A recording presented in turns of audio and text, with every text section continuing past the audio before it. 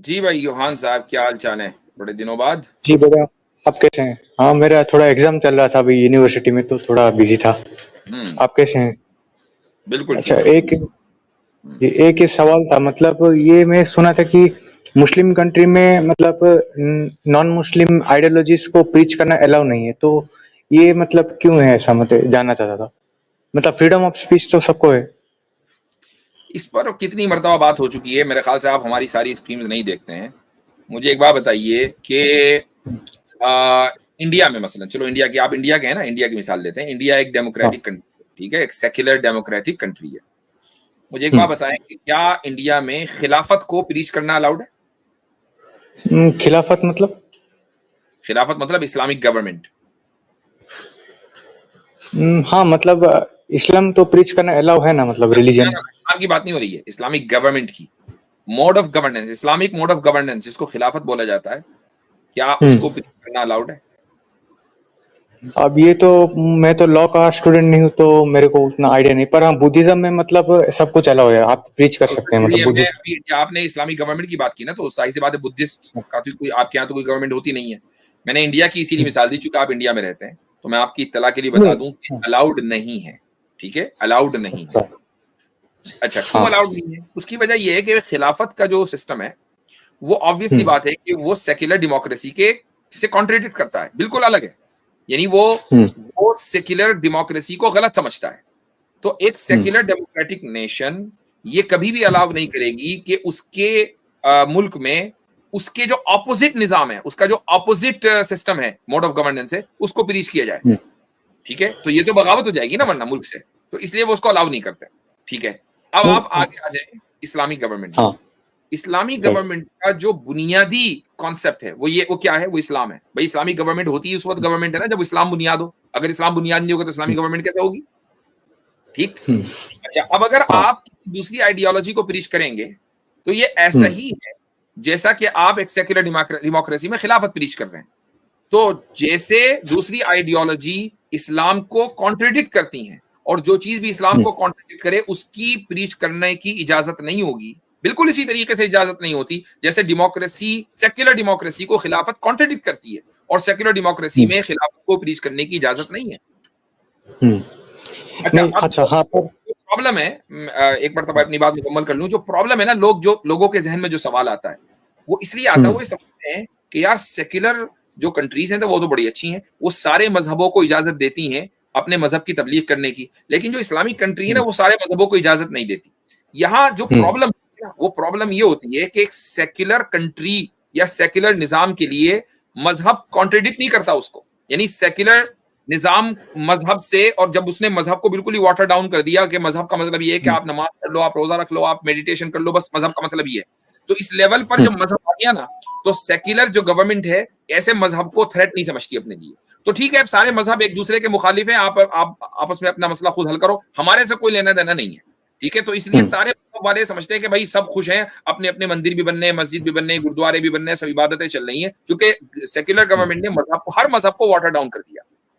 हम्म। लेकिन Islamic government में जैसे ही आप किसी दूसरी आइडियोलॉजी को प्रीच करेंगे, तो आप जो उस गवर्नमेंट की जो बुनियाद है, कॉन्स्टिट्यूशन है, आप उसको चैलेंज कर रहे हैं। और आप किसी भी मुल्क के कॉन्स्टिट्यूशन को चैलेंज नहीं कर सकते उस मुल्क में रहते हुए।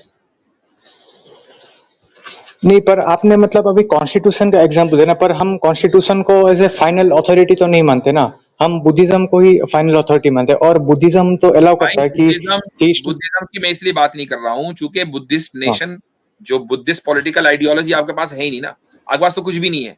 इसलिए मैं आपको सिर्फ मिसाल दे रहा हूं इंडिया की, चूंकि आप हम्म। इंडिया के हैं, और हम्म। आपको फाइनल डॉक्यूमेंट, कॉन्स्टिट्यूशन को फाइनल डॉक्यूमेंट मानना पड़ेगा। आप मुझे चैलेंज करके हम्म। दिखा दें जरा कॉन्स्टिट्यूशन को। नहीं, नहीं, मानने में और उसको सही समझने में, इन दोनों में फर्क है। आप ये तो आपको जानना चाहिए ना।